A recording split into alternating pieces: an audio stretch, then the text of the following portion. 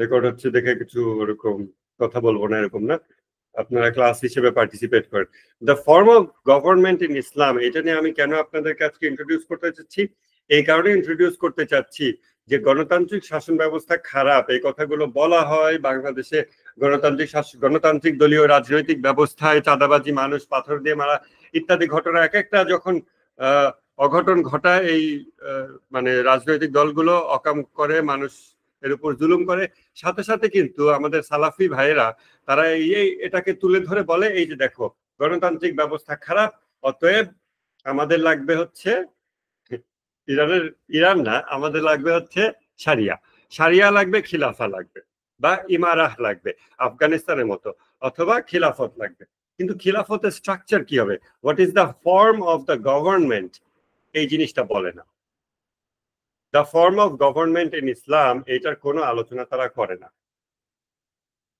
যেটা আপনাদের একটু আগে স্ক্রিন শেয়ারে দেখাচ্ছিলাম, ওই যে ইরানের শাসন ব্যবস্থার যে ইনফোগ্রাফিক বা ভিজুয়াল যে ডেসক্রিপশন, এই জিনিসগুলো তাদের ক্লিয়ার কাট বলা নাই। কেন? কারণ বাংলাদেশে খিলাফা সারিয়া এই কথাগুলো মোস্টলি যারা বলে তারা হচ্ছে দায়েশ পন্থী বা যে আল কায়দা পন্থী, বিভিন্ন পন্থী আছে সোজা কথা, যেগুলো আমাদের দৃষ্টিতে বেশিরভাগই হচ্ছে আমেরিকার উস্কানিতে পা দেওয়া কম বুদ্ধি মুসলমান মেজরিটি, এবং মানে ওদের মেজরিটি হচ্ছে মানে বোকা বুদ্ধি, তারা আমেরিকার উস্কানিতে পা দিছে। আর কিছু আছে ডেলিবারেট ইভিল, শয়তান, ওরা ইসলামের একটা বিকৃত রূপ, যে মানুষের উপর জুলুম করে তারা একটা সকল খলিফা চাপায় দেবে, কখনো জোলানি হবে, কখনো আবু বকর বাগদাদি হবে, এবং মানুষকে সাইলেন্টলি তা মেনে নিতে হবে। তো তাদের যেহেতু মাসুমিনদের কোনো কনসেপ্ট নাই, নিষ্পাপ শাসক, নিষ্পাপ ওয়ালি, সমাজের নিষ্পাপ নির্ভুল কোরআনের শতভাগ জ্ঞান সম্পন্ন নেতা, এরকম কোন কনসেপ্ট যেহেতু নাই, and because they are oppose to it, যেহেতু তারা এটার বিরোধী, অতএব তাদের অবশ্যই এমন একটা ফর্ম অফ গভর্নমেন্ট আনতে হবে, শাসন ব্যবস্থা এনে দেখাতে হবে যেখানে দোষে গুণের মানুষের দোষগুলোকে চেক দেওয়ার ব্যবস্থা আছে। এখন ওই রকম ব্যবস্থা স্ট্রাকচার তারা তুলে ধরে না, তাদের কোনো লিখিত সংবিধান নাই। কেন নাই? কারণ তারা মূলত ইসলাম বা খিলাফা বা সারিয়া শব্দগুলোকে সামনে রেখে জুলুমতন্ত্র, মুয়াবিয়া তন্ত্র বা দিনে মুয়াবিয়া বা এরকম জিনিসগুলো তারা বাস্তবায়ন করতে চায়। এই জন্য ডেলিবারেটলি তারা ডিজিটাল স্ফিয়ারে, অনলাইনে এবং অফলাইনেও কিভাবে তারা খিলাফা বাস্তবায়ন করবে তার পদ্ধতি এবং ফর্ম অফ গভর্নমেন্ট বা শাসন ব্যবস্থার আকার আকৃতি প্রকৃতি কেমন হবে, শাসকের মেয়াদ, শাসক নির্বাচন পদ্ধতি, শাসক অপসারণের ক্ষমতা কাদের হাতে থাকবে, তারা কিভাবে নির্বাচিত হবে, এই বিষয়গুলো ডেলিবারেটলি তারা উজ্জ্ব রাখে ইন্টেলেকচুয়াল স্ফিয়ারে। এই জায়গাটা আমাদের সুযোগ, একই সাথে দায়িত্ব হলো এই বিষয়টা গ্র্যাব করা এবং মানুষের সামনে তুলে ধরা যে একটা ইসলামিক গভর্নমেন্ট যার সর্বোচ্চ নেতা বা শাসক নিষ্পাপ নির্ভুল নয়, সেরকম ব্যক্তিদের শাসন ব্যবস্থা কেমন হতে পারে, সেখানে power balance, check and balance কেমন হইতে পারে, এবং ইসলামের মূল শাসন ব্যবস্থা আল্লাহ তাআলা যেটা দিচ্ছেন মাসুম ব্যক্তিদের শাসন, ইমামদের শাসন, ইমামত, ওইটা কেমন হতে পারে। ওটা হলো প্রথম থিওরি। ওই থিওরির কন্টিনিউয়েশনে যখন ইমামের গায়বাত, ইমাম অনুপস্থিত, ওই সময় আমরা কিভাবে করে অ্যাজ আ ব্যাকআপ প্ল্যান আমরা কেমন একটা শাসন ব্যবস্থা কন্টিনিউ করতে পারি, সেইটা আমরা ইরানের এই কনস্টিটিউশন থেকে অনলাইনে অফলাইনে মানুষের সামনে ব্যাপকভাবে তুলে ধরতে পারি, যে কাজটা আমাদের দায়িত্ব বটে। আদারওয়াইজ মানুষ গণতন্ত্রে খারাপ দেখতে থাকবে, আর এই ধর্মীয় আবেগ বেচা খিলাফাপন্থীদের আবেগে তারা সাবস্ক্রাইব করতে থাকবে, ব্ল্যাঙ্ক চেক দিতে থাকবে, এবং একদিন আপনি দেখবেন বাংলাদেশের সব মানুষ গণতন্ত্র বিরোধী, খিলাফাপন্থী, বাট খিলাফা স্ট্রাকচার কেমন, এই নেক্সট কোয়েশ্চেনে তারা আটকে যায়। কেমন হবে খিলাফা? ভাই অমুক অমুক ভাই বা ওই হারুন ইজহার যা বলবে তাই, আসিফ আদনান যা বলবে তাই, ওই জায়গায় তারা কিছু পশ্চিমা মদতপুষ্ট বা এরকম যারা আছে এই ধরনের সন্ত্রাসী আকিদার লোকজন, তাকফিরি, খারেজি, ওয়াহাবি, সালাফি, এদের শাসন তারা নিয়ে আসবে। আমাদের ডিউটি হইল এই জিনিসটাকে ব্যাপকভাবে অনলাইনে ছড়িয়ে দেওয়া, যে ইসলামী শাসন ব্যবস্থা কায়েমের পথ পদ্ধতি কেমন এবং ইসলামিক শাসন ব্যবস্থার স্ট্রাকচার কেমন। এটা নিয়ে আমরা যদি মানুষের মাথায় কনসেপ্ট ঢুকায় দিতে পারি, তখন দেখবেন 100 জনের মধ্যে 2 জন মানুষ হলেও এই সালাফিদেরকে কোশ্চেন করবে যে ভাই ইসলামে শাসন ব্যবস্থাটা আপনারা কেমন মনে করেন। আমি তো ফেসবুকে একটা ফটো কার্ডে পড়লাম যে ফর্ম অফ ইসলামিক গভর্নমেন্ট হলো এরকম এরকম এরকম, আপনারা কি মনে করেন। সো তাদেরকে আমরা কোয়েশ্চেন করতে এনেবল করব আমরা যদি এই ধরনের ইরানি ইসলামিক কনস্টিটিউশনের যে কন্টেন্ট গুলো এগুলোকে নিজেরা আত্মস্থ করি এবং ব্যাপকভাবে পুশ করি। উইথ দ্যাট বিং সেড, আমি আপনাদের ফর্ম অফ গভর্নমেন্ট ইন ইসলামের এখান থেকে কয়েকটা লাইন দেখাবো। দেখেন, পড়তে পারতেছেন কিনা আমি জানি না, আমি যথেষ্ট জুম করছি, আশা করি পড়া যাচ্ছে। হ্যাঁ, এই যে বলতেছে অফ আ পিপল, তাহলে কি a people who bear a common faith and common outlook।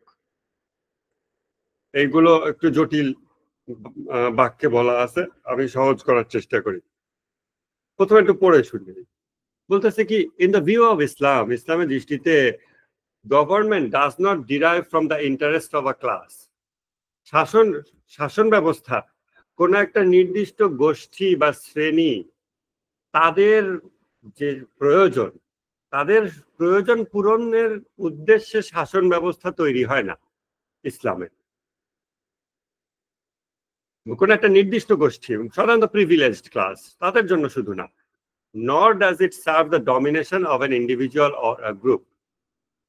কোন একটা ইন্ডিভিজুয়াল ব্যক্তি অথবা কোন একটা গোষ্ঠী তারা ডমিনেট করবে অন্যদের উপর, সেটাও ইসলামী শাসন ব্যবস্থার না। ইম্পর্টেন্ট কথা, মানে এই আপনারা এখন যে টেক্সটটা আপনারা স্ক্রিন শেয়ারে দেখতেছেন এবং আমার কাছে শুনতেছেন, জেনে রাখবেন যে এই মৌলিক বিষয়গুলো ইমাম খোমেইনির হাতে লিখিত হয়েছে এবং আয়াতুল্লাহ বেহেশতির হাতে লিখিত হয়েছে এবং এরকম প্রমিনেন্ট টপ স্কলারদের হাতে লিখিত হয়েছে। অতএব এই ধরনের টেক্সট পড়ার সময় আপনাকে মনোযোগ দিতে হয় প্রতিটা শব্দ চয়নে। এই শব্দ কেন বলল না অমুক শব্দ, এইভাবে। তো খুব মনোযোগ দিয়ে চেহেল হাদিস যেভাবে আমি পড়তে আপনাদের বলছি এবং কিভাবে বই পড়তে হয় একদিন ক্লাস নিয়েছিলাম, সেরকম খুব মনোযোগ সহকারে প্রতিটা শব্দ বাক্য বুঝে পড়তে হয়। এটা জাস্ট রিডিং পড়ে গেলাম, নট লাইক দ্যাট। এটা ইন ডেপথ আপনাদের বুঝতে হবে। আমি যে জিনিসটাতে ফোকাস করতেছি দেখেন, আমার খাতায় আন্ডারলাইন করা আছে, আমি ওখান থেকে আপনাদেরকে এখানে বলি। It represents rather the crystallization of the political ideal of a people who bear a common faith and common outlook, taking an organized form in order to initiate the process of intellectual and ideological evolution towards the final goal, that is movement towards Allah. এখানে এই বাক্যের মধ্যে অনেকগুলো কথা আছে, এটুকু বোঝা লাগবে, এরপর আমি আর দু একটা জিনিস দেখাবো। ইসলামী শাসন ব্যবস্থার উদ্দেশ্য কি? ওই যে আজকে আমার পোস্টে একটা কমেন্ট করছে, ওই যে অলি যেটা বলতেছিল, কি যেন কমেন্টটা অলি, ওই যে ইরান নিয়ে খোঁচা মেরে একটা বড় কমেন্ট লিখছে। ওই যে মনে করেন ইরানের তো অনেক সর্সেস মানে তেল আছে, হ্যান্ড গ্যাস ট্যাস আছে, আমাদের মতো কান্ট্রি এগুলো নাই, বা আমরা অধিকাংশ কান্ট্রি এরকম ফ্যাসিলিটেড না, ভৌগোলিক পরিবেশ এত ভালো না। সুতরাং আমাদের আমেরিকার সাথে তাল মিলিয়ে চলতে হবে, বা ওই ইউনাইটেড ন্যাশনের বিভিন্ন ধরনের অর্গানাইজেশনের সাথে তাল মিলিয়ে চলতে হবে, এগুলো কথা বলতে। ও হ্যাঁ, মানে আমাদের যেহেতু মাটির তলায় এত ইরানের মতো তেল নাই, এজন্য আমাদের আমেরিকা আনুগত্য করেই চলতে হবে, নাহলে আমাদের না খেয়ে থেকে কি যেন না খেয়ে থেকে সর্বাবস্থায় আলহামদুলিল্লাহ বলার এই সমস্ত ছল করতে হবে, এই টাইপের সে বলতেছিল আর কি, বুঝছেন? কমেন্ট দিছে। পরে আমি তাকে রিপ্লাই দিছি, ঠিক আছে, আপনি পশ্চিমের আনুগত্য করে আজীবন তারা আপনাকে খাওয়া পড়ার নিশ্চয়তা দেবে, আপনি তাদের আনুগত্য করবেন এবং আপনার কোনোদিন মৃত্যু হবে না, আপনি আজীবন বেঁচে থাকবেন। তো আপনার কবর হাসর এগুলোর আর কোনো টেনশন করতে হবে না, আপনি আমেরিকা আনুগত্য করেন, আপনি খেয়ে পরে ভালো থাকুন। হ্যাঁ, এই যে যখন শাসন ব্যবস্থা আলাপ আলোচনা হয়, তখন আফটার লাইফ, আখিরাত, ডেথ, এই বিষয়গুলোকে যখন ডিসকানেক্টেড করে তারা কথা বলে বা এমন ভাবে কথা বলে যেটাতে অ্যাজাম্পশনে ওটা যেটা বলা হয়নি বাট ওটা অ্যাজিউমড আর কি, সেখানে ব্যাপারটা ওরকমই যে ভাই এটা শুধু দুনিয়ার আলাপ। তো বাট প্রতিটা মানুষের দুনিয়ার সাথে মৃত্যুর চিন্তা আছে, হিসাব নিকাশ আছে। ওইটা থেকে যখন তারা ডিসকানেক্টেড করে আলাপ করে তখন তারা অলরেডি ডিকন্টেক্সচুয়ালাইজ করে ফেলছে। So the form of Islamic government, এখানে দেখেন শুরুতেই বলা হয়েছে টুয়ার্ডস দ্য ফাইনাল গোল। চূড়ান্ত লক্ষ্য কি? ইসলামী শাসন ব্যবস্থা, ইসলামী সমাজ, মুসলিম ব্যক্তি এবং সমাজ প্রত্যেকেরই চূড়ান্ত লক্ষ্য হচ্ছে মুভমেন্ট টুয়ার্ডস আল্লাহ, সাইর ওয়া সুলুক, আল্লাহর দিকের আধ্যাত্মিক যাত্রা, আল্লাহকে চেনা, মারেফাতুল্লাহ। এটাই হলো মুসলমানের ব্যক্তিগত এবং সামষ্টিক সকল কার্যক্রমের চূড়ান্ত লক্ষ্য উদ্দেশ্য হলো আল্লাহর দিকে যাত্রা। ইন্না ইলাইহি রাজিউন, তাই না? এখন এই তো ফাইনাল গোল, ঠিক আছে, এটা বুঝলাম। তাহলে বলছি ইট রিপ্রেজেন্টস, অর্থাৎ ইসলামে গভর্নমেন্ট বলতে কি বোঝায়? ইসলামে গভর্নমেন্ট বলতে বোঝায় যে the crystallization of the political ideal of a people, কিছু মানুষের রাজনৈতিক যে আদর্শ, এটার ক্রিস্টালাইজেশনে বাংলা আমি কি করব জানি না, মোটামুটি বুঝতে পারতেছেন মনে হয়। তাদের রাজনৈতিক চিন্তাগুলোকে যখন এক জায়গায় এনে সন্নিবেশিত করে ঝেড়ে মুছে পরিষ্কার করে গুছায়ে তুলে ধরা হয়, এটা হইল crystallization of the political ideal of a people. Which people? কোন মানুষেরা? এটা আরেকটা ইম্পর্টেন্ট কোয়েশ্চেন। কেন ইম্পর্টেন্ট কোয়েশ্চেন? দেখেন, আমি আগে উত্তরটা বলি, তারপর কোয়েশ্চেনটা দিচ্ছি। Of a people who bear a common faith and common outlook. So here comes the question. আমরা একটা আমাদের বাংলাদেশের সীমানা এঁকে দিচ্ছে ব্রিটিশরা, অতএব এই সীমানার মধ্যে যারা থাকবে সবাইকে খিলাফা মেনে নিতে হবে। কেন এই সীমানা ব্রিটিশরা এঁকে দিছে, অতএব এর মধ্যে সবাইকেই এক সংবিধানের অধীনে থাকতে হবে কেন? মানে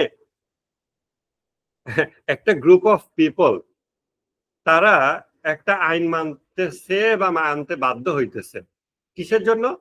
কারণ ঘটনাক্রমে তারা ওই একটা ম্যাপের মধ্যে পড়ে গেছে, এই জন্য তারা একটা সংবিধান মানবে বা সংবিধান লিখবে। নাকি a people who already have a common faith and common outlook, এমন সব মানুষ যাদের অলরেডি কমন ফেথ আছে, একই দ্বীনের অনুসারী এবং একই দৃষ্টিভঙ্গির অনুসারী মৌলিক বিষয়গুলোতে। কারণ পৃথিবীর সব মানুষের বা এমনকি 10,000 মানুষের সব বিষয়ে 100% কমন আউটলুক তো হয় না, মৌলিক বিষয়গুলোতে। এই রকম মানুষরা মিলে হবে একটা Islamic government, the form of government in Islam. বুঝতে পারছেন? এবং সেই মানুষদের, তাহলে আপনি খুব স্বাভাবিক এর উপর আপনি নেক্সট রিজনিংটা করেন, সেটা হচ্ছে ঠিক আছে, যে মানুষদের কমন ফেথ আছে, একই দিন এবং একই দৃষ্টিভঙ্গি, তারা মিলে যখন একটা সরকার গঠন করবো, একটা মিনিট, তারা মিলে যখন একটা সরকার গঠন করবে তখন তাদের অধীনস্থ যে ভূখণ্ডগুলো, ওই ভূখণ্ডগুলো ওই সরকারের অধীনে থাকবে, ওই সংবিধানের অধীনে থাকবে। ওইটাকে একটা ম্যাপ ঘোষণা করা, একটা আলাদা রাষ্ট্র বলা, এটা তখন যুক্তিসঙ্গত হয়। কিন্তু প্রবলেম ক্রিয়েট হয় যখন আমরা কমন আউটলুকের কিছু মানুষ তৈরি হয়েছি এই বাংলা ভূখণ্ডে বা ইরানে বা পৃথিবীর অন্য কোনো এক্সিস্টিং ম্যাপ আছে এমন কোন ভূখণ্ডে কিছু মানুষের একটা কমন আউটলুক তৈরি হয়েছে, তারা মিলে একটা গভর্নমেন্ট। আবার শাহবাগীদের একটা গভর্নমেন্ট হবে, আওয়ামী লীগারদেরকে আলাদা গভর্নমেন্ট হবে, বিকজ আওয়ামী লীগারদের সবার কিন্তু they bear a common faith, Mujib ধর্ম, অ্যান্ড কমন আউটলুক, কমন দৃষ্টিভঙ্গি তাদের আছে, কমন দিন আছে, তাদের ওয়ার্ল্ড ভিউ আছে। মানে আমি মুজিব ধর্ম বলতে যে খালি মানে ব্যঙ্গ করে বলতেছি তা না, ওটা কিন্তু একটা ওয়ার্ল্ড ভিউ, ওটা একটা দৃষ্টিভঙ্গি, তাই না? এখন একটা মিনিট,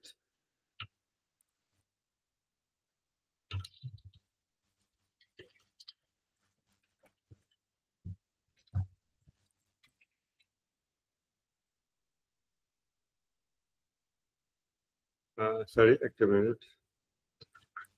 আচ্ছা, তো এই যে মুজিব ধর্মের অনুসারীদের কথা বলছেন, তাদের একটা কমন শর্ত আছে, সূত্র আছে, দিন আছে তাদের। ইসলামে যেটাকে দিন, মানে আরবিতে যেটাকে দিন বলে, সেকুলারিজম একটা দিন, ইসলাম একটা দিন, শাহবাগ মুজিব এর অনুসারী এটা একটা দিন আছে, আমরা মারবো কাটবো খাবো। জায়নিজম কিন্তু একটা দিন, আমি জুলুম করবো অন্যদের উপরে, এভাবেই আমি বাঁচবো, অন্যরা নিচু আমি উঁচু, এরকম। আওয়ামী লীগ তাদের একটা দিন আছে। আপনি দেখেন বাংলাদেশের 3-4 কোটি মানুষ আছে মিনিমাম, এখন they bear a common faith and common outlook. তারা মিলে কি একটা গভর্নমেন্ট করবে? এরকম এই বাংলাদেশ নামক ম্যাপের ভিতরে কমন ফেথ এবং কমন আউটলুকের ভিত্তিতে যদি আমরা ভাগ করি, খুব ডিস্টিংক্ট কমন ফেথ এবং কমন আউটলুক যেটা লেবেল করার যোগ্য, এরকম আমরা 3টা গ্রুপ মিনিমাম পাবো। 2-3টা গ্রুপ তো পাওয়াই যাবে, 2টো গ্রুপ তো মিনিমাম পাওয়াই যাবে। তাহলে কি দুটো আলাদা সরকার হবে, আলাদা সংবিধান হবে, এবং তখন কি আমরা আবার জমি ভাগাভাগি করে ফেলবো? এগুলো তখন ফার্দার কোয়েশ্চেন, বুঝতে পারছেন? বাট আবার লেখাটা পড়েন, what is government in Islam? In Islam, a government represents rather the crystallization of the political ideal of a people. Which people? A people who bear a common faith and common outlook. এই সমস্ত মানুষ, একই দৃষ্টিভঙ্গি, একই দিনের অনুসারী মানুষদের যেই সামাজিক পারস্পরিক লেনদেনমূলক, যেটাকে আমরা রাজনীতি বলি এখন, এই বিষয়ক তাদের যে ধ্যান ধারণা, চিন্তা ভাবনা, এইগুলোকে গুছায়ে একটা স্ট্রাকচার্ড ফর্মে নিয়ে আসা, এটাই হইল government, the form of government in Islam. তারপর বাক্য শেষ হয় নাই, তারপর বলতেছে এই যে taking an organized form in order to initiate the process. এই যে তাহলে কি করতেছে, একটা অর্গানাইজড ফর্মে আসতেছে।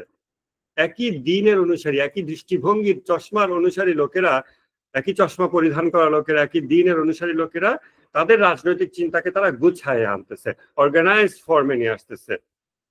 কেন আনতেছে? So that they can initiate the process of intellectual and ideological evolution. যেন তারা একটা প্রসেস শুরু করতে পারে, একটা মানে কার্যক্রম শুরু করতে পারে। সো গভর্নমেন্ট কিন্তু একটা প্রোগ্রেসিভ কন্টিনিউয়াস জিনিস, এখান থেকে এটা বোঝা যায়। এটা এমন না যে একটা বোরিং একটা স্ট্রাকচার দিয়ে দেওয়া হয়েছে, খিলাফা কাইন্ড অফ সামথিং, ওভাবেই চলতে থাকবে। এটা প্রোগ্রেসিভ, এবং আপনারা এটার সাথে রিলেট করতে পারবেন। আপনারা মাহদাভিয়াত সংক্রান্ত কোনো ক্লাস আগে অ্যাটেন্ড করছেন কিনা? ইরানের ইসলামী বিপ্লবকে 3টা ভাগে ভাগ করছে, 3 ধাপে। প্রথম ধাপ কমপ্লিট হয়ে গেছে, বর্তমানে তার দ্বিতীয় ধাপ চলতেছে, এবং তৃতীয় ধাপ হবে চূড়ান্ত। সেই ধাপের পর ইমাম মাহদী আলাইহিস সালামের কাছে এই পতাকাটা তুলে দেয়া হবে। বর্তমানে দ্বিতীয় ধাপ চলতেছে, এবং এই ধাপ কত বছর লাস্টিং করে উই ডোন্ট নো, বাট এগুলো একটা মানে লেভেল আছে, একটা মার্কিং আছে যে হ্যাঁ একটা ম্যাচিউরিটিতে পৌঁছায় গেছে। ঠিক আছে, রাহবারের সাম্প্রতিক বক্তব্যগুলো থেকে আপনারা এগুলোর ইঙ্গিত পাবেন, বুঝতে পারবেন। তাহলে ইসলামিক গভর্নমেন্ট কিন্তু প্রোগ্রেসিভ। আমরা কোন গভর্নমেন্টের কথা বলতেছি? ইমাম মাহদী আলাইহিস সালামের অনুপস্থিতিতে আল্লাহর পক্ষ থেকে মনোনীত, নিযুক্ত, নিষ্পাপ, নির্ভুল, কোরআনের পুরোপুরি জ্ঞান আছে এমন শাসক যখন আমাদের মধ্যে নাই, অনুপস্থিত। এই অবস্থায় আমরা যখন একটা গভর্নমেন্ট ফর্ম করি, সেটা স্ট্রাকচার কেমন হতে পারে সেটা নিয়ে আলোচনা হচ্ছে। আর যখন ইমাম উপস্থিত বাহ্যিকভাবে, তখন তো তিনি যেভাবে বলবেন তাই, কোনো কোয়েশ্চেন করারও কিছু নেই। তিনি বিভিন্ন জায়গায় গভর্নর নিয়োগ দেবেন, বিচারক নিয়োগ দেবেন, প্রয়োজনে ল্যান্ড এক্সপ্যান্ড করবে, জনসংখ্যা বাড়বে, তিনি ডাইনামিক ভাবে ম্যানেজ করবেন। That's up to him, that's up to him. But যখন এটা আমাদের হাতে, তখন what is the form of government in Islam? তখন হলো এটা। তাহলে কি গভর্নমেন্টের উদ্দেশ্যটা কি? উদ্দেশ্য হইল তারা একটা প্রসেস ইনিশিয়েট করতে চায়, একটা পদ্ধতি, একটা যাত্রা শুরু করতে চায়। কিসের যাত্রা?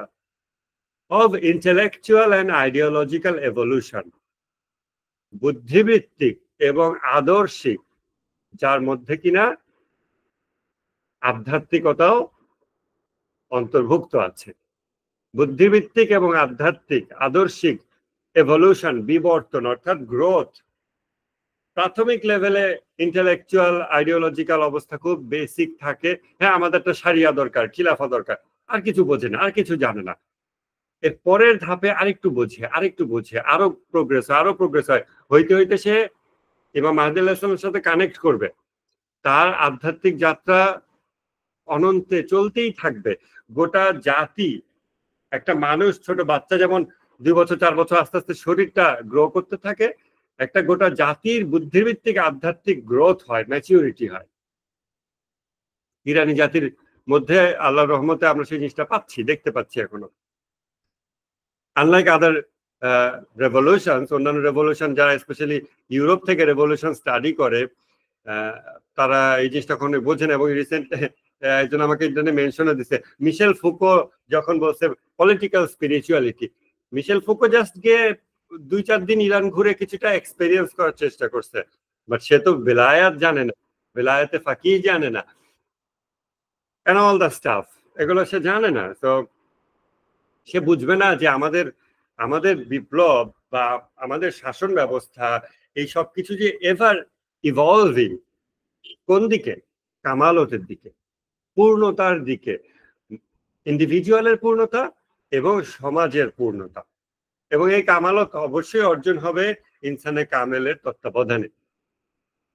এই জন্য ইসলামী শাসন ব্যবস্থার উদ্দেশ্য হচ্ছে এমন একটা প্রসেস চালু করে দেবে যাতে মানুষের বুদ্ধিভিত্তিক এবং আধ্যাত্মিক আদর্শিক গ্রোথ হয়, বৃদ্ধি ঘটতে থাকে, উন্নতি ঘটতে থাকে, ইভলিউশন ঘটতে থাকে। লক্ষ্যটা কি? কোন দিকে এভলিউশন? ইন্টেলেকচুয়াল আইডিওলজিক্যাল প্রোগ্রেস কোন দিকে? টুয়ার্ডস দ্য ফাইনাল গোল, চূড়ান্ত লক্ষ্যের দিকে, সেটা হচ্ছে আল্লাহ তাআলা। ঠিক আছে? এইটা হচ্ছে ইসলামিক গভর্নমেন্টের ফর্মের উদ্দেশ্য। এটা কিভাবে ফর্ম হয়? একটা বাংলাদেশের অনেক মুসলমান আছে, মেবি 50% মুসলমান, তারা আসলে খিলাফা শুনলেই ভয় পায়। তারা মনে করে আমাদের উপর শরীয়ত চাপায় দেবে, এমন এমন ইসলামিক আইন চাপায় দেবে যেগুলো আমাদের জন্য কষ্টকর হবে। So really in essence they don't bear a common faith and common outlook. Maybe common faith, maybe, okay, let's give it to them, but is it common outlook? তারা কি একই দৃষ্টিভঙ্গি পোষণ করে? না। তারা রিয়েলি, কারণ তারা ইসলাম জানে না, আমাদের সেকুলার পরিবেশে বড় হওয়া মুসলমানরা ইসলাম জানে। সো খিলাফা, সারিয়া, এই শব্দগুলো শুনে তারা ভয় পায়। যেখানে খিলাফা এবং সারিয়া শব্দগুলোর কাছে তাদের আশ্রয় নেওয়ার কথা, ভালোবাসার কথা এবং এই শব্দের সে নিশ্চিন্ত হওয়ার কথা, সেখানে সে ভয় পায়। সো রিয়েলি অ্যাটলিস্ট বাংলাদেশে 50% মুসলমানের খিলাফা বা সারিয়া বা ইসলাম, ইসলামিক হুকুমাত, এ বিষয়ে কমন আউটলুক নাই আমাদের সাথে। আমরা যদি বলি হ্যাঁ আমরা ইসলামিক খিলাফা সারিয়া কায়েম করে দিলাম, ওই ব্যক্তিটাও কমন আউটলুকের না, তাহলে আমরা কেন ওদেরকে এই শাসন ব্যবস্থার মধ্যে জোর করে ঢুকাই দিচ্ছি? কেন? জাস্ট সে মুসলমান বাপ মায়ের ঘরে জন্ম নিছে তাই? বাট ইন এসেন্স সে আমার সাথে কমন আউটলুক পোষণ করে না, মেবি তার ফেইথও কমন না, জাস্ট উঠবস করে নামাজ পড়ে, দ্যাটস ইট। এই জন্য একটা টেকসই শাসন ব্যবস্থা, সেটা ইভেন ইসলামিক যদি নাও হয়, ইসলামিক শাসন ব্যবস্থা টেকসই হতে হলে তো লাগবেই, ইভেন ইসলামিক যদি নাও হয় সেক্ষেত্রেও লাগবে যে আপনার কমন ফেইথ এবং কমন আউটলুক আছে এমন লোকদেরকে নিয়ে আপনি একটা শাসন ব্যবস্থা তৈরি করেন, হুকুমাত করেন, একটা রাষ্ট্র গঠন করেন বা যাই করেন। আর তা না হলে কি হবে? বাংলাদেশের 100 যত মুসলমান আছে তাদের উপর ধরেন 50% খিলাফা সারিয়া চায়, বোঝে, আর বাকিরা এটাতে ভয় পায়, এটাকে দূরে ঠেলতে চায়। তাহলে আমরা যদি কালকে ইসলামী শাসন ব্যবস্থা কায়েম করি, 50% উপর চাপাই দেওয়া হবে এবং আমার ভিত্তি দুর্বল থাকবে এবং ইসলামী প্রজাতন্ত্র বাংলাদেশ তখন তার নিজের জনগণই এই সরকার উল্টে দেবে। আমেরিকা ইসরায়েলের আসতে হবে না, ভারতের আসতে হবে না, আমার নিজেরই 50% লোক আছে এটারে উল্টায় দেওয়ার জন্য। তাহলে আমি শুরুই করতেছি দুর্বল ভাবে। এই জন্য এটার ভিত্তি হইল a people who bear a common faith and common outlook, এবং এই ভিত্তি গড়ে তোলাটা আগে দরকার। এর মানে এই না যে আপনি অন্যান্য কাজ কিছুই করবেন না, যা জীবন শুধু মানুষকে খালি কোরআন হাদিসের দাওয়াত দিয়ে গেলাম, শাসন ব্যবস্থা জালিমের বিরুদ্ধে দাঁড়ানো কিছু না, সেটা না। ওইটা ফলস বাইনারি, ওই ফলস বাইনারিতে আমরা ঢুকতেছি না। বাট এই ভিত্তিটা আপনার বুঝতে হবে। ইরানের ইসলামিক বিপ্লব ততদিন টিকে থাকবে যতদিন they will have a people who bear common faith and common outlook. যদি তাদের এই কমন ফেইথ এবং কমন আউটলুক না থাকে, একটা সিগনিফিক্যান্ট নাম্বার অফ পিপল তাদের দৃষ্টিভঙ্গি এবং দিন এগুলো বিকৃত হয়ে যায়, যেটা অবশ্যই আশঙ্কা আছে, তাইলে কিন্তু ইরানের ইসলামী বিপ্লব ভেঙে পড়বে, এটা টিকবে না। সেটা অলওয়েজ ভিত্তি যে you must have a people who bear a common faith and common outlook. এটা অলওয়েজ ভিত্তি, এটা মাথায় রাখবেন, এটা মনে রাখবেন। আর কমন ফেইথ কমন আউটলুক গড়ে তোলার জন্য মানুষকে ট্রেন আপ করতে হয়, গড়ে তুলতে হয়। যেটা ইরানের ইসলামী বিপ্লব যেদিন সফল হয় তারও 14 বছর আগে বা তারও আগে থেকে ইমাম খোমেনি আলেমদেরকে মোবিলাইজ করলেন যে তোমরা গ্রামে গ্রামে চলে যাও, প্রত্যন্ত অঞ্চলে চলে যাও, তোমরা মানুষের সাথে কমিউনিকেট করো, জনসংযোগ করো। এই গণসংযোগ আলেমরা শুরু করলো, এবং তারপর আলেমদের অবস্থান সমাজে আরো পাকাপোক্ত হইলো। তারপর জনগণ 14 বছর রাস্তায় থাকলো, তারপর ইরানের ইসলামী বিপ্লব সফল হইলো। আর এই জিনিসগুলো যারা জানে না, তারা অনেকে বলে, আমার সাথে অনলাইনে কে যেন একটু বিতর্ক করতেছিল, বিতর্ক না, সে তার মতো কমেন্ট করতেছিল, আমি রিপ্লাই করলাম। সে বলতেছে ইরানে বিপ্লব করলো তুদে পার্টি, মানে কমিউনিস্ট পার্টি, আর ফল ভোগ করলো মোল্লারা। মানে এমন ভাবে সে ডেপিক্ট করতেছে যে ইরানে কমিউনিস্টরা তারা খুব কষ্ট করে তারা শাহকে উল্টাই দিছে, তারপর চালাকি করে সিস্টেম করে এই খোমেনি সে শাসন ব্যবস্থা দখল করে নিছে। এখন এটা নিয়ে অবশ্য ভিন্ন আলোচনা, এটা কেন যে এরকম। এবং পড়াশোনা করা লোক, ইরানের ইসলামী বিপ্লব বাংলাদেশে খুব কম লোক পড়ে, যারা পড়ে তাদের মধ্যে থেকে এরকম লোক বের হয়। কারণ তারা ইরানের ইসলামী বিপ্লবের যে বলে খোমেনি তো কোনো তাত্ত্বিক ছিল না, খোমেনি তো ইসলামী বিপ্লব নিয়ে কোনো তাত্ত্বিক কিছু নাই, আসলেই তো নাই। খোমেনিতে একটা বই আছে বেলায়েতে ফকি, তাও সেটা সিম্পল লেকচার। খোমেনির ইসলামী বিপ্লব, ইরানের ইসলামী বিপ্লব স্টাডি করতে হলে, বুঝতে হইলে, এটা তো পশ্চিমাদের বিপ্লব স্টাডি করার মতো না যে এর পিছনে এক গভীর তাত্ত্বিক থাকবে, সে বলবে আমাদের বিপ্লবের ঘোষণাপত্র, আমাদের অর্থনৈতিক দর্শন, এরকম 50টি বই থাকবে। তারপর হঠাৎ সেই সুপার হিরো বের হয়ে এসে বলবে আমি 50টি বই লিখেছি, I am the master mind, এবার চলো বিপ্লব করি। ইসলামী বিপ্লব এভাবে হয় না। খোমেনির ইসলামী বিপ্লবের তাত্ত্বিক ভিত্তি বলতে যদি আমি মানুষজনকে বলি এই জিহাদ আল আকবর বইটা পড়ো, কেহেল হাদিস পড়ো, এটাই খোমেনির ইসলামী বিপ্লবের তাত্ত্বিক ভিত্তি। সে পরে বলবে এখানে তো বলে, এখানে বলে অহংকার করো না, নামাজ পড়ো, রোজা রাখো, এটা কি হইলো? এটা কোনো ইসলামিক, এটা কোনো বিপ্লবের তাত্ত্বিক ভিত্তি হইলো?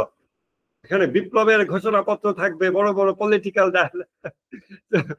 তারা রিয়েলি ইসলামিক রেভলিউশন স্টাডি করতে পারে না, বোঝে না। যেখানে এই 12 দিনের যুদ্ধে যে ইরান বিজয়ী হয়েছে, তারা ইভেন এটা ইমাজিনও করতে পারে নাই। যখন ইরান মোড় ঘুরিয়ে দিল, তখন তাদের কথাবার্তা ঘুরে গেল। অনলাইনে এভরিথিং ইজ দেয়ার, আপনি খুঁজে দেখেন। এবং ইরানের ব্যাপারে তাদের প্রত্যেকটা প্রেডিকশন ভুল হয়, কেননা তাদের থট ফ্রেমওয়ার্ক এমন যেখানে তাদের নিজেদের হৃদয় জাগ্রত না, তারা মানে ঘুমন্ত অবস্থায় সবকিছু দেখে, যে কারণে তারা এগুলো অ্যানালাইজ করতে সক্ষম হয় না। তারা একটা জাতির পালস হৃদয়গত ভাবে মাপে না, তারা শুধু ডায়ালগ দিয়ে মাপে। দেখেন না, আমাদের এই যে জুলাই বিপ্লবের পরপর মাহফুজ আলম কোন একটা ঢাকা ভার্সিটির কোন একটা প্রোগ্রামে বক্তব্য দিচ্ছিল, প্রথম সে পাবলিকলি বক্তব্য দিচ্ছিল। সে বলে আপনারা কি মনে করেন এই বিপ্লব অমুক কারণে হয়েছে, হাসিনার জুলুমের কারণে হয়েছে, বা এরকম কি যেন বলছিল আর কি। মানে অন্য কারণগুলো নাকচ করে দিয়ে সে বলতেছে এই বিপ্লব হয়েছে ভাষার কারণে, এই সমন্বয়ক, অমুক তমুক, বৈষম্য বিরোধী, এইসব ভাষার কলা কৌশলের কারণে নাকি বিপ্লব হয়েছে। তো এটা যে চূড়ান্ত মূর্খতা, যারা মানুষের হৃদয়কে মাপতে পারে না, হৃদয়ে অনুভব করতে পারে না, তারা মনে করে যে বিপ্লব হয় শব্দের খেলায়। আর আমাদের এই ইমাম খোমেনি, ইরানের ইসলামী বিপ্লবের নেতা, তিনি বলতেছেন যে যদি কোনো অঞ্চলে এমন কোনো ব্যক্তি উপস্থিত থাকে কোনো এলাকায় যে ব্যক্তি আত্মশুদ্ধি করেছে, তাহলে ওই ব্যক্তি যদি মৌখিকভাবে ধর্ম প্রচার নাও করে, তবুও শুধুমাত্র ওই ব্যক্তির শারীরিক উপস্থিতির কারণে ওই এলাকার মানুষের আধ্যাত্মিক অবস্থার উন্নতি ঘটে। খোমেনি এভাবে করে মানুষকে দেখে, and that is the true vision। সত্যিকার চশমা ওইটা, মানুষকে মাপার পদ্ধতি ওইটা। সো ইরানের বিপ্লবের নেতা খোমেনির যখন আপনি 10টা তাত্ত্বিক বই খুঁজতে যাবেন, আপনি পাবেন না। তো তারা যখন খুঁজতে যায় তারা পায় না, এবং তখন তারা ভাবে ও খোমেনি মনে হয় সেকুলারদের, কমিউনিস্টদের তো প্রচুর বই, তত্ত্ব, লেকচার, চিল্লাচিল্লি থাকে, তো ওরাই বিপ্লবটা করছিল, মূলত খোমেনি এটাকে ছিনতাই করছে। বাট খোমেনি যে বিপ্লব করছে মানুষের হৃদয় দিয়ে, এটা তারা মাপতেই পারে না, বুঝতেই পারে না। যে খোমেনি যখন একটা কথা বলতেছেন আর মানুষ কেঁদে অস্থির হয়ে যাচ্ছে। বর্তমানে আবার খামেনেই যখন কথা বলতেছেন তার চেহারার দিকে তাকায় মানুষ কেঁদে অস্থির হয়ে যাচ্ছে। এই 12 দিনের যুদ্ধে পর্যন্ত আমি দেখছি আমাদের সুন্নি ভাইরাই তারা বলতেছে যে ভাই খামেনির চেহারা দেখলে চোখে পানি চলে আসে। আপনি দেখেন শত শত কমেন্ট, এখন তো গোটা ফেসবুক তো খামেনির রিলস ভিডিওতে ভরপুর। দেখেন সাধারণ মানুষজন কমেন্ট করতেছে যে সত্যিকারের আওলাদে রাসূল, তার চেহারার দিকে তাকালেই চোখে পানি চলে আসে। What is this? এটা কি সেই রহস্য যে রহস্য খোমেনির মধ্যে ছিল, ইমাম খোমেনির মধ্যে, যেটা আহমেদ দিদাত বলছেন, you look at him and you get tear. তার দিকে তাকানো মাত্র চোখে পানি চলে আসে। যেটা আপনার আমার এক্সপিরিয়েন্স, যেটা অসংখ্য মানুষের এক্সপিরিয়েন্স, এর জন্য কাউকে শিয়া হইতে হয় না। That is the revolution we talk about. এবং সেই রেভলিউশনারি যারা, বিপ্লবী যারা, তারা এই সংবিধান লিখেছেন, এবং সেইখানে তারা ভিত্তি হিসেবে তুলে ধরছেন কি, যে ইসলামের শাসন ব্যবস্থা হচ্ছে, it represents rather the crystallization of the political ideal of a people who bear a common faith and common outlook. ঠিক আছে, এ পর্যন্ত বুঝালাম। এরপরে আর একটা দুটো জিনিস বলবো, ওটা বেশি বিস্তারিত লাগবে না। আপনাদের কোনো প্রশ্ন তো থাকলে আপনারা এফআই করতে পারেন। আমি মনে যথেষ্ট ইন্টেলেকচুয়াল ইনপুট দিচ্ছি।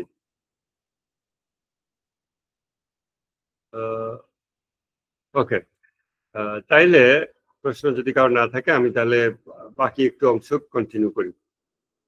এর পরের অংশটা দেখেন।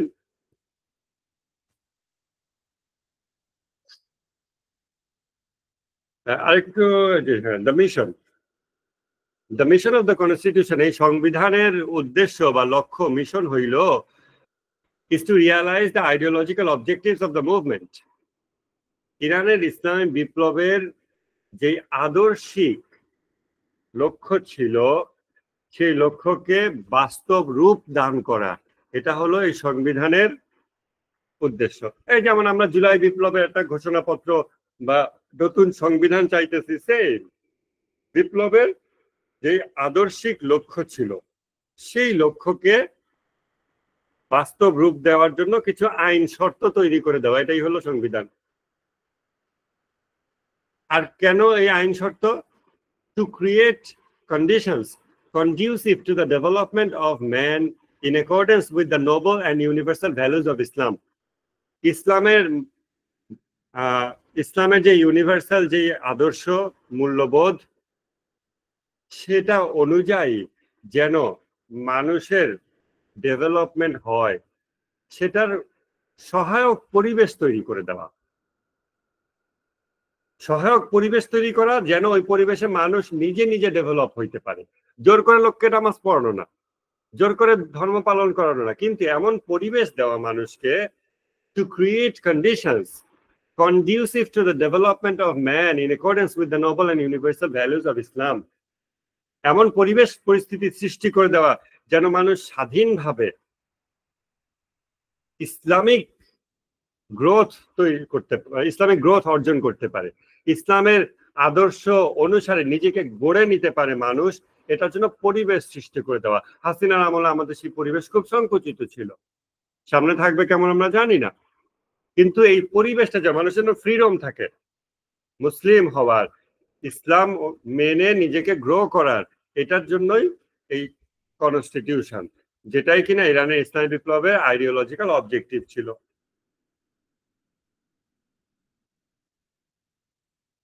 তারপর আরেকটা জিনিস দেখেন,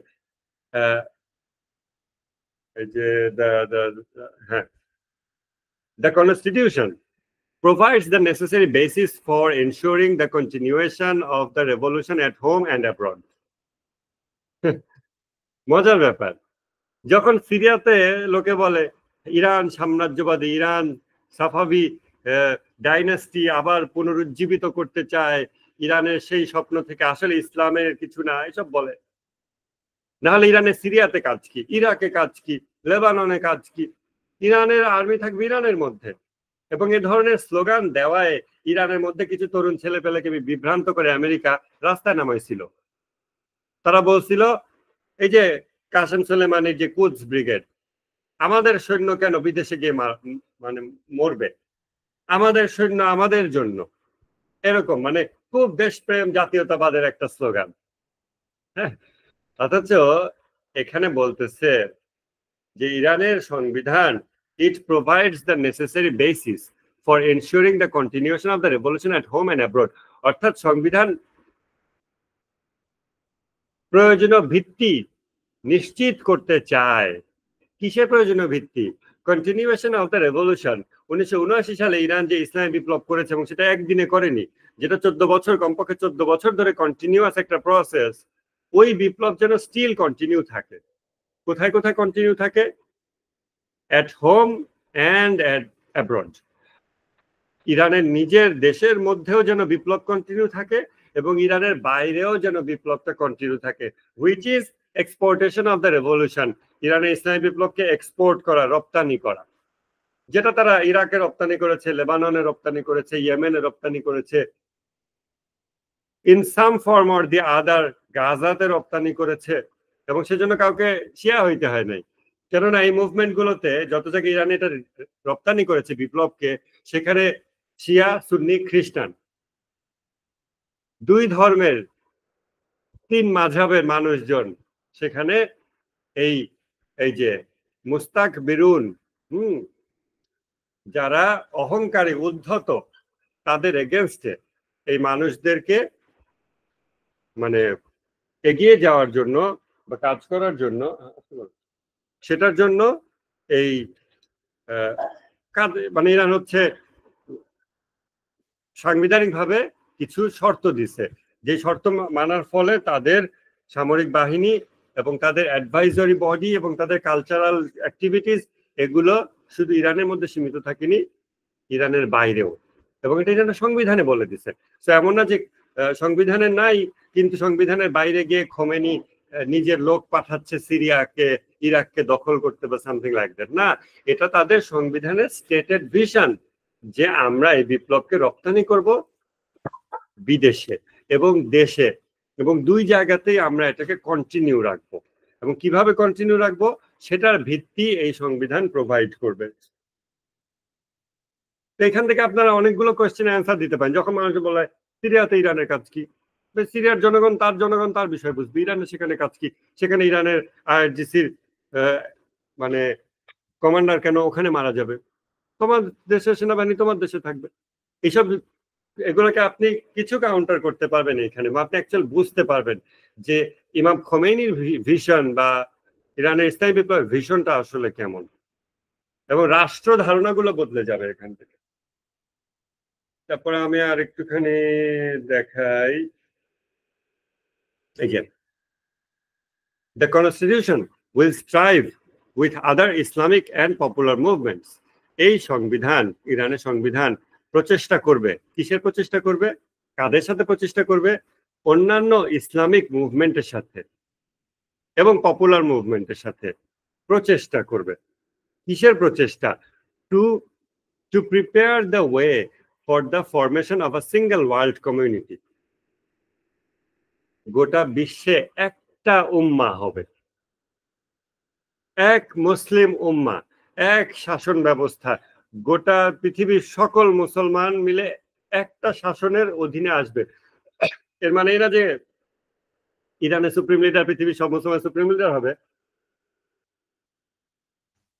বাট একটা কনফেডারেশন হইতে পারে।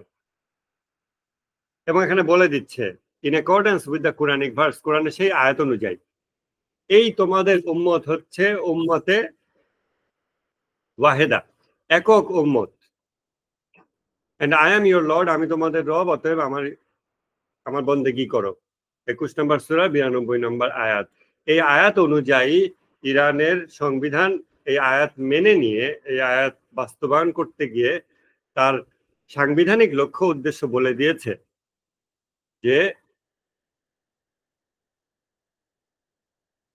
In the development of international relations, আন্তর্জাতিক সম্পর্ক ইরানের সাথে অন্যান্য দেশের কোন দৃষ্টিভঙ্গিতে ইন্টারন্যাশনাল রিলেশনস হবে? চাল, গম, তেল এগুলোর ভিত্তিতে? পৃথিবীর বেশিরভাগ দেশ ইন্টারন্যাশনাল রিলেশন করে কিসের ভিত্তিতে? অর্থনৈতিক ভিত্তিতে, টাকা পয়সার ভিত্তিতে।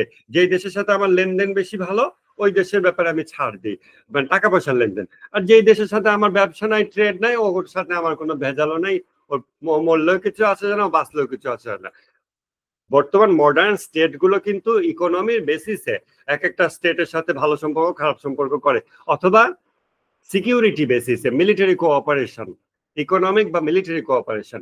কিন্তু ইরান বলতেছে যে তাদের ইন্টারন্যাশনাল রিলেশনস কিভাবে তা ডেভেলপ করবে, ইন পার্টিকুলার বিশেষভাবে in the development of international relations, অন্যান্য দেশ এবং জাতির সাথে সম্পর্ক প্রতিষ্ঠার ক্ষেত্রে ইরানের সংবিধান চেষ্টা করবে বিশ্বের অন্যান্য ইসলামিক এবং পপুলার মুভমেন্ট গুলোর সাথে মিলে একটা একক উম্মাহ প্রতিষ্ঠা করার জন্য, একক উম্মাহ প্রতিষ্ঠা করার জন্য।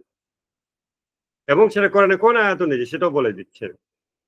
and to assure the continuation of the struggle for the liberation of all deprived and oppressed people of the world, people in the world, মানে গোটা পৃথিবীর যত মাজলুম তাদের সবার মুক্তির জন্য প্রচেষ্টা করা, এইটা ইরানের ফরেন পলিসির অংশ।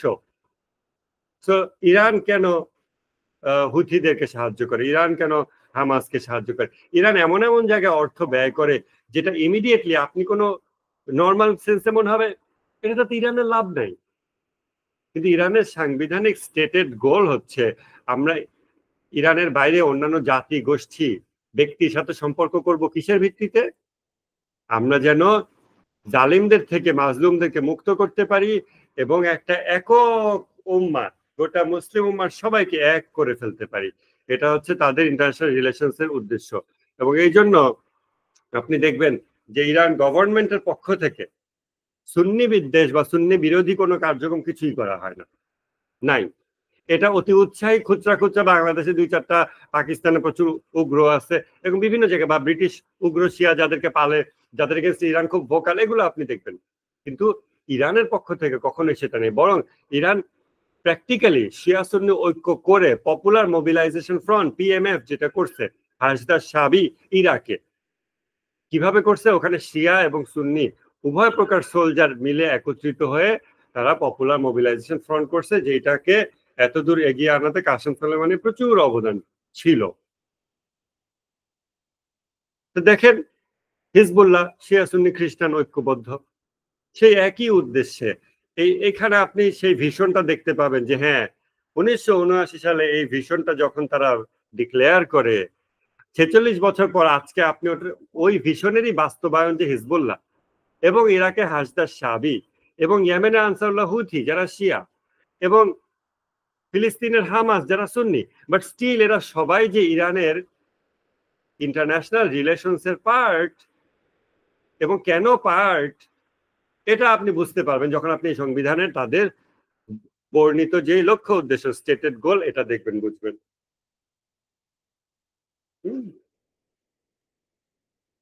তো এরপরে আমি না আর আর এখানে আরো বেশ কিছু বিষয় ছিল, এগুলোতে আমি আর কন্টিনিউ করলাম না। আপাতত এই জায়গাতে স্ক্রিনশটটা অফ করি। এখন আমি মোটামুটি যে জিনিসগুলো বললাম এটা হলো the form of government in Islam এবং তার ফরেন পলিসি কিসের ভিত্তিতে হওয়া উচিত। অর্থনৈতিক লেনদেন একমাত্র উদ্দেশ্য, চূড়ান্ত উদ্দেশ্য, সর্বোচ্চ উদ্দেশ্য, নাকি অন্য কিছু? দেখেন, ইরান প্রচুর ব্যয় করছে সিরিয়ার অখণ্ডতা রক্ষার জন্য, এবং সেটা কেন? এই মোকাওয়ামার জন্য, এই প্রতিরোধের জন্য, এই বিশ্ব জালিম যারা, অহংকারী উদ্ধত যারা, এদেরকে প্রতিহত করার জন্য। যেটা কিনা নেতানিয়াহু এবং ইসরায়েলিরা কিন্তু বলার চেষ্টা করে ইরানের জাতিকে, যে এত বিলিয়ন ডলার তোমাদের ইরান যদি সিরিয়াতে ব্যয় না করতো, তাহলে তোমরা আজকে সোহাগা থাকতা, খুব সুখে থাকতে পারতো, এগুলো বলার চেষ্টা করে। অর্থাৎ তারা ইরানি জনগণকে ব্রেন ওয়াশ করার চেষ্টা করে এই দৃষ্টিভঙ্গি দিয়ে, যে তোমাদের দৃষ্টিভঙ্গি হওয়া উচিত বস্তুবাদী, দেহবাদী। তোমরা মেপে দেখবা যে আরে আমাদের $5 বিলিয়ন খরচ করছে আমাদের সরকার সিরিয়াতে, ওটা যদি দেশের মধ্যে খরচ করতো আমরা একটু ভালো খাইতে পারতাম। এটা হচ্ছে তাদের দৃষ্টিভঙ্গি। সংবিধানের স্টেটেড গোল এবং যেটার রাহবারের দৃষ্টিভঙ্গি বা মুসলমানদের দৃষ্টিভঙ্গি হওয়া উচিত, সেটা হচ্ছে যে না, আমি না খেয়ে থাকবো, কিন্তু আমি জালিমের এগেনস্টে প্রচেষ্টা করব। সেই জিনিসটা ইরান করছে, মুকাওয়ামার জন্য যথেষ্ট কাজ করছে, এখনো করে যাচ্ছে এবং সামনেও করতে থাকবে ইনশাল্লাহ। এই জন্য আমাদের এই কনসেপ্ট গুলো খুব ক্রিস্টাল ক্লিয়ার মাথায় থাকতে হবে। দের এই কনসেপ্ট গুলো আমরা অন্য মানুষের কাছে পুশ করতে পারবো, যে দেখো একটা ইসলামিক সরকার হইতে পারে। জুলাই বিপ্লব আমরা করছি, জালেমকে উৎখাত করছি, তারপর আবেগে আমরা একটা ইসলামিক সরকার করে ফেলতে পারি। বাট 2 দিন পর আমাদেরই লোকেরা যদি কেউ এসে বলে আমরা কেন ফিলিস্তিনে এত টাকা পাঠাবো, বা আমরা কেন অমুক মুসলমান বাংলাদেশের বর্ডারের বাইরে কোনো মুসলিমদের জন্য আমাদের সরকার এত বেশি ব্যয় করবে কেন, বা সামথিং, তখন আমরা বলবো হ্যাঁ তাই তো, তারা তাদের মতো চেষ্টা করুক, আমরা আমাদের দেশ তো টিকায় রাখা লাগবে।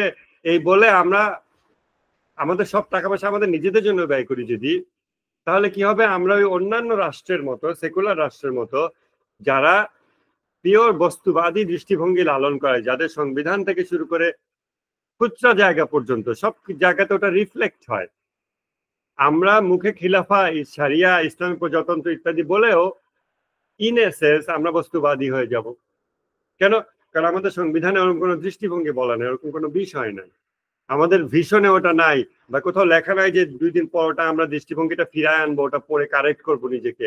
এটা হচ্ছে না। এই জন্য এই জিনিসগুলো জরুরি, এই জিনিসগুলো আমাদের নিজেদের বোঝা লাগবে এবং মানুষের কাছে প্রচুর পুশ করতে হবে। আমি আপনাদের কিছু জিনিস বললাম, এবং সামনে আমাদের যে সাপ্তাহিক ক্লাসগুলো হবে আমি সেখানে এটা আরো পুশ করতে চাই, যেন আমাদের মাথায় খুব ক্লিয়ার ধারণা থাকে একটা রাষ্ট্র কি। এই যে আমাদের অনেকে বলে ইরান কেন পরমাণু বোমা বানায় না, কেন? কেন তার যুদ্ধ বিজ্ঞান বা রাজনীতির যে দৃষ্টিভঙ্গি, যারা এটা বলতেছে তাদের যে দৃষ্টিভঙ্গি আর রাহাবারের দৃষ্টিভঙ্গিতে পার্থক্য আছে। আমরা চাই রাহাবারের দৃষ্টিভঙ্গিটা আমরা যেন বুঝতে পারি, ওই পরিমাণ নলেজ, ম্যাচুরিটি আমরা অর্জন করতে চাই, তারপর আমরা যার যা বক্তব্য দেওয়ার ইচ্ছা সে ওটা দিক, বাট অ্যাটলিস্ট এটা জানা থাকা দরকার, ওই লেভেলে ম্যাচুরিটি অর্জন করা দরকার। এই জন্য ইসলামিক ইরানের সংবিধানটা আমাদের পড়তে হবে, এর মৌলিক তত্ত্বগুলো বুঝতে হবে, বাস্তবায়নের কাঠামো, ফ্রেমওয়ার্ক, এগুলো বুঝতে হবে, মানুষের কাছে এগুলো পুশ করতে হবে। তখন গণতন্ত্র নাকি জঙ্গিতন্ত্র, খিলাফা বলে যারা এখন, সেটা না আসলে কোনটা, তখন মানুষের মাথায় অ্যাটলিস্ট কিছু তথ্য থাকবে। খেয়াল করে দেখেন, সাধারণ মানুষজন একটা চেয়ারম্যানের কাছে যায়, একটা ডিসিএসপির কাছে যায়, দেশের সব মানুষ এই শব্দগুলো জানে। ডিসিএসপির যে শক্তি কি, পাওয়ার কি, কাজ কি, চেয়ারম্যানের পাওয়ার কি, এগুলো সব সে জানে। আর এই ডিসি, এসপি, চেয়ারম্যান এগুলো কি? এগুলো গণতান্ত্রিক, দলীয় গণতান্ত্রিক রাজনৈতিক যে শাসন কাঠামোতে আমরা বসবাস করি, ওই শাসন কাঠামোর বিভিন্ন উপাদান। এই উপাদানগুলো একেবারে এবিসিডি না জানা মানুষও জানে। কেন? কারণ তার ওইসব জায়গায় যাওয়া লাগে, ডিসিএসপির কাছে যাওয়া লাগে, এখানে ওখানে চেয়ারম্যান মেম্বারের কাছে যাইতে হয়, পুলিশে যাইতে হয়, এটা সেটা বহুত কিছু লাগে। তো সে কোনো কিতাবাদি অধ্যয়ন না করেও এই গণতান্ত্রিক শাসন ব্যবস্থা কিভাবে কাজ করে, সকল ব্রিটিশ ডেমোক্রেটিক সিস্টেম, এটা সে জানে। আদালত কেমনে কাজ করে এটা জানে। আর ইসলামিক শাসন ব্যবস্থা কেমন, কিছুই সে জানে না, কিছুই সে জানে না। কিছু হয়তো জানে, নবী এভাবে শাসন করতেন, বাট নবীর মতো এক চেয়ারে সব ক্ষমতা কেন্দ্রীভূত হয়েছে, অমন চেয়ার তো আমরা নিজেরা কাউকে দিতে পারি না, কারণ আমরা তো নিষ্পাপ কেউ না। তাহলে আমাদের পাওয়ারের চেক অ্যান্ড ব্যালেন্স লাগবে। সেই চেক অ্যান্ড ব্যালেন্সটা কেমন হতে পারে? ইরানের ইসলামিক সংবিধান এইটা ওটার একটা রূপ মানুষের সামনে তুলে ধরে।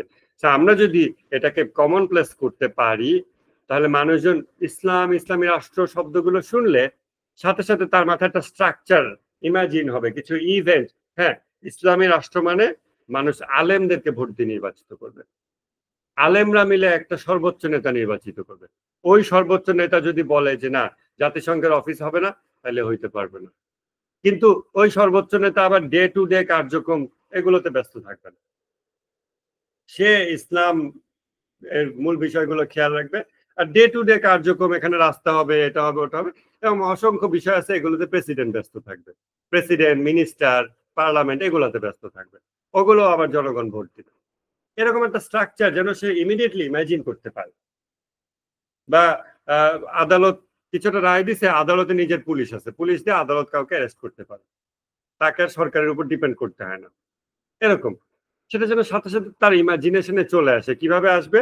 আপনি আমি নিজেরা যখন এগুলো পড়বো, জানবো, বুঝবো, এবং আমরা মানুষের জ্ঞানের মধ্যে এই বিষয়গুলোকে দেব, তখন আশা করা যায় যে তারা এটা বুঝবে।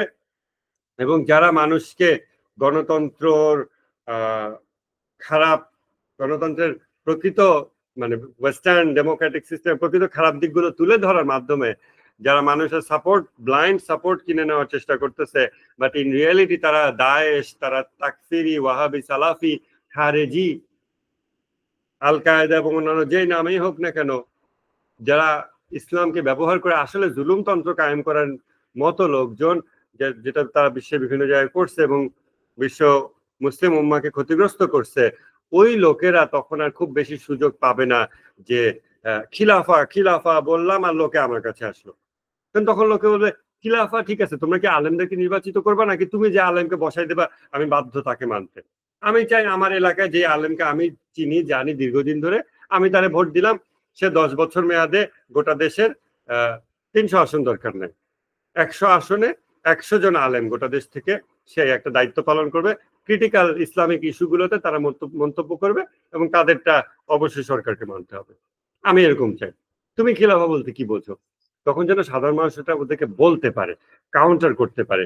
এই প্রসেস আমরা আজকে শুরু করি, 10 বছর পর মানুষ কাউন্টার করতে পারবে এবং তখন তারা বাধ্য হবে তাদের প্ল্যানে যে খিলাফার বা শাসন ব্যবস্থার যে স্ট্রাকচার আছে সেটা কেমন, এটা তারা জনসমক্ষে আনতে বাধ্য হবে। তাদের সংবিধান, তাদের দৃষ্টিতে নেতা নির্বাচনের পথ পদ্ধতি, নেতার মেয়াদ, নেতাকে অপসারণ কেউ করতে পারবে কিনা, অপসারণের বডি কারা হবে, তারা কি জনগণ দ্বারা নির্বাচিত হবে নাকি সেটাও তারা নিজেরা নির্বাচিত করবে, এই সমস্ত জিনিস তখন তারা বলতে বাধ্য হবে আজকে থেকে 10 বছর পর। আর যদি আমরা সে কাজ আজকে শুরু না করি, তাহলে দেখবেন এই সকল ওয়েস্টার্ন ডেমোক্রেটিক সিস্টেম তো ওয়ার্ল্ড ওয়াইড কোলাপস করতেছে, আমাদের এখানেও এটা খুব বেশি দিন ভালোভাবে টিকবে না। এবং এটা যত খারাপই বেরোতে থাকবে আগামী 10 বছরে, ওই খারাপিগুলো দেখায় খিলাফার মার্কেটিং করে 10 বছর ধরে ক্লান্ত বিরক্ত মাজলুম বাংলাদেশিদের ব্লাইন্ড সাপোর্ট, ব্ল্যাঙ্ক চেক এই সকল খিলাফা সারিয়াপন্থীরা নিয়ে নেবে এবং তারপর তারা হুট করে একটা জুলুমতন্ত্র কায়েম করে বসবে in the name of Islam, এবং আমাদের সেটা মানতে আমরা বাধ্য হব। আমরা যদি আজকে থেকে কাজ শুরু করি, আমরা এই জিনিসটাকে ইনশাল্লাহ প্রতিহত করতে পারবো। আমাদের দায়িত্বের দৃষ্টিভঙ্গি থেকে আমাদের কাজ হলো দায়িত্ব পালন করা, তারপরে রেজাল্ট কি আসবে সেটা আল্লাহ হাতে, এটা তারা আমাদের হাতে। এই দৃষ্টিভঙ্গি থেকে আমি চাচ্ছি এখন থেকে ইরানের কনস্টিটিউশনটাকে ইন ডেপথ আপনারা পড়বেন, আমি আপনাদেরকে সে বিষয়ে হেল্প করব, স্টাডি করতে, গো থ্রু করতে, এবং এটা আপনার মানুষের সামনে যেন বুঝাইতে পারে সহজ ভাষায় অন্য মানুষকে, একদম লে পার্সন যারা, তাদেরকে যেন খুব ক্লিয়ারলি আপনি বুঝাইতে পারেন, কোয়েশ্চেন করে তার মাথায় কিছু চিন্তা জাগ্রত করে দিয়ে বুঝাই দিতে পারেন, সেইভাবে যেন আপনারা বুঝতে পারেন, এটা আমি এনশিওর করতে চাই ইন দ্য কামিং ডেজ ইনশাল্লাহ। আপনাদের এখন কোনো প্রশ্ন বা চিন্তা ভাবনা থাকলে বলেন, নাহলে আমাদের তো যথেষ্ট ক্লাস হইলো আর কি।